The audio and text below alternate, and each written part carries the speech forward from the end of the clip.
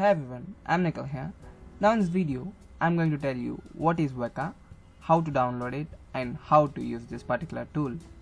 So, in order to use this, we need to download the Weka first. So this is the website. I'm going to give this link in description. When we open this website, you can see some information about the software and all. So now, what is Weka? Weka is Waikato environment for knowledge analysis. This is an open source software for machine learning and data mining tasks. Like if you are having some data and want to analyze using machine learning models and all, you can do that quickly without any coding. You can do with this tool. So to download this, you need to go to this software tab and click on this download.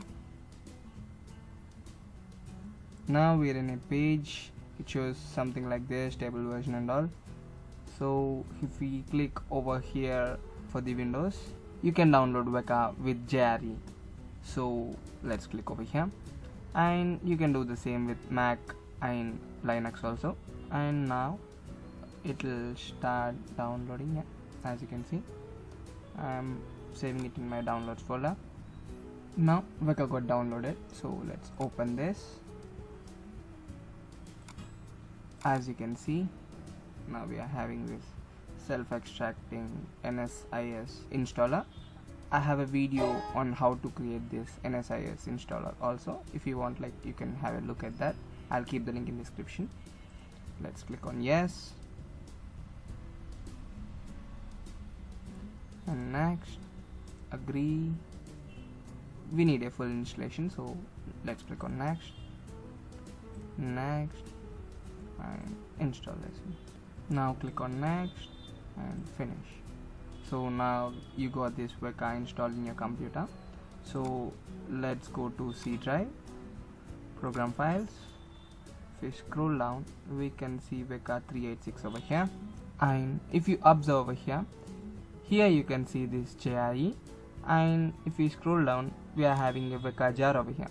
So that means Weka is totally written in Java, and with this JRE, which is pre-bundled, mitigates the need for JRE or JVM installing in our system. So I've also created a video on how to create jar and how to make jars executable in Windows. So I will keep the links in the description also for the videos. And if you go inside this JRE, you can see this Zulu Java JRE. So this is the one Weka is using. So let's go to Weka 386 folder, and inside data you can see a few data sets to use. Instead of downloading this test data sets separately, Weka bundles them with the Weka tool itself, so you can use these also. I'm going to show how we can use this. So here, if we double click on this Weka 386 or go to start and type for Weka, you can see two types of Wekas over here.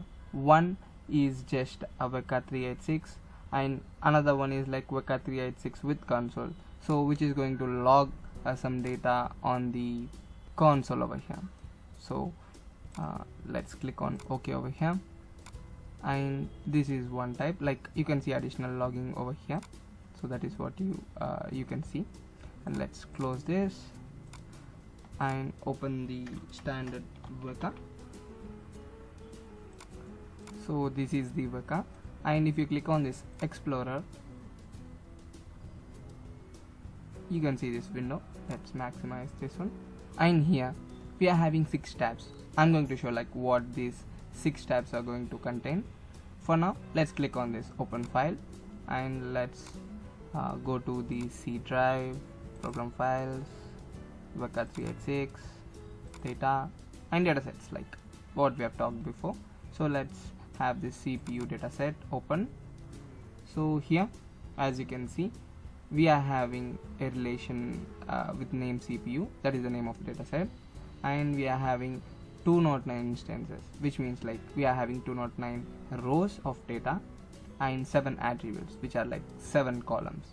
So these are the column names. So these 6, so all the 6 which I have ticked are independent data attributes, and this 7th one is dependent on these 6 attributes. So now we are in this pre-process tab, So what we can do over here is, like, if you observe, we are having different minimum, maximum, mean and standard deviation values for all these 6 attributes. If I click on other things, like, you can see the difference. So let's normalize these values first.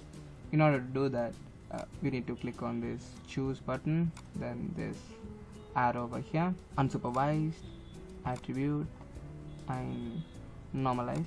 You can check out like other things also, but for now I'm applying this normalization. If I click on apply over here, as you can see, all the values for this data has been converted to zeros and ones. Like, minimum is going to be 0 and maximum is going to be 1 for all these attributes.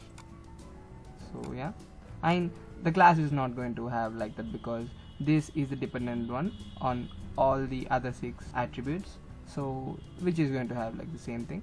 Now let's go to classify tab and let's choose one classifier from here. So let's go to trees and let's select random forest, and I'm going to use percentage split. Like, from the data set, 80% is going to be trained, and from 20% which is remaining will be tested, and it's going to predict like what is the percentage of error and success. So if you click on start over here, as you can see, here we are having some data, and the correlation coefficient is going to tell us like what is the percentage of success. Like, predictability is going to be 97.37%. so that is one thing. And if we go into this cluster, and here we can choose simple k-means clustering, and if we click on this start over here, as you can see, these things have been clustered. So here you can see the data about the clustering and all. And if I right click over here and click on this visualize cluster assignments, this is the data visualization. So yeah, as you can see, this set is divided into 2 different things, cluster 0 and cluster 1, and which are colored differently. And we can adjust the jitter and see like how this data is going to look. You can do stuff like that. And if you want to know like the data about the simple k-means and all, you can click over here, and if you click on more, you can see the data about this algorithm, and you can also adjust a few parameters of this model. So let's go to another tab, and here this a priori model is selected, but we cannot see the start stop buttons because the data set which we have provided doesn't support for this association. So let's select another data set. Like, if we click on this open file again, and now select this soybean, and if we click on open over here, so let's go to associate, and as you can see, now this dataset supports a priori. Let's click on the start, and here you have the data. You can go over this and try to understand. So let's go to the select attributes, and already like we are having attribute evaluator and search method selected. So let's have these things, and if I click on start over here, as you can see, this is showing some data over here. And if we go to the visualize section and click on any one of these graph representation of the data, you can see an elaborate version of the same and make some sense out of this one. And here we can also increase the plot size. We can't see much difference over here, but yeah, you can do that. So now let's go to this classifier, and if we click on this cross validation of false 10, I'm just leaving it in default value. And if I click on this choose and J48, and as you can see, if you want to know about this J48, you can see and know who proposed this and all. So yeah, that is we can do. And if we click on this capabilities, you can know like what it can do and all. So let's click on this start over here, and you can see the confusion matrix created for this data. And if we right click on this and click on this visualize tree, this is the tree visualization. And if you right click and click on fit to screen, this is a little better, but we can go and click on this auto scale, and now you can see all the data clearly, and you can like scroll through the data. And let's close this one. So now let's have an activity of converting a normal dataset into ARFF format, which is supported by Weka. ARFF means Attribute Relation File Format. So now let's go to this website. I'll keep this link in the description, and we need to click on this view datasets.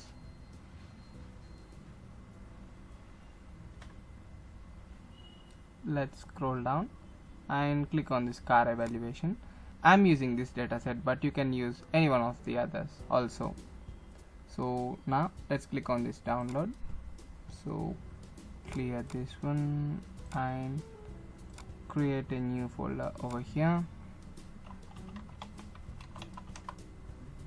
and move this one, extract this, and let's see what these files contain. I've already opened this cpu.arff. so it says like we need to give a relation name and also the attribute names, and we can give all the other data in the CSV format. So yeah, that is the ARFF format. Let's see what we are having in this car data. So car data is a normal CSV file. This is fine for us, and let's open this car names, and this car name should contain the attribute names. So yeah, as you can see, these are the attributes that we are having in our dataset. So let's copy this one and let's paste it over here. Let's copy these two and paste here. So now as you can see, I have formatted the file, and I've also reduced the data to just keep the things simple, and also I've like added these attribute names with the values which are having in this one, so which are like the same data you can see in the car names. And I've also seen few issues with the data, like we are not having any hyphen in between V and high, and also we are not having any hyphen between 5 and more in the data. So I've like made the small changes, and now if we go to the Weka and if we click on this open file and go to downloads, let's open this car data. Now as you can see, we have imported our own ARFF file, and now let's normalize this. Let's go to this classify and select one of the classifier. Let's select this random forest, and if I click on start over here, as you can see, here we have our confusion matrix and other data. So this is how you can create your own data set and import into Weka with ARFF format. So this Weka can be a good start for data mining and machine learning. You can see like how models are going to work with just inputting the data to them and getting the results as output. So you can analyze the data and also know insights from the data without any coding knowledge. And also if you want to code in the future, you can do like taking the same models, you can code it out and see how similar or different that will be from this Weka analysis. So yeah, that's for now guys. I'll talk to you in the next video. Subscribe and to watch more videos like this. If you like this video, click the like button, and thanks for watching guys. Have a nice day.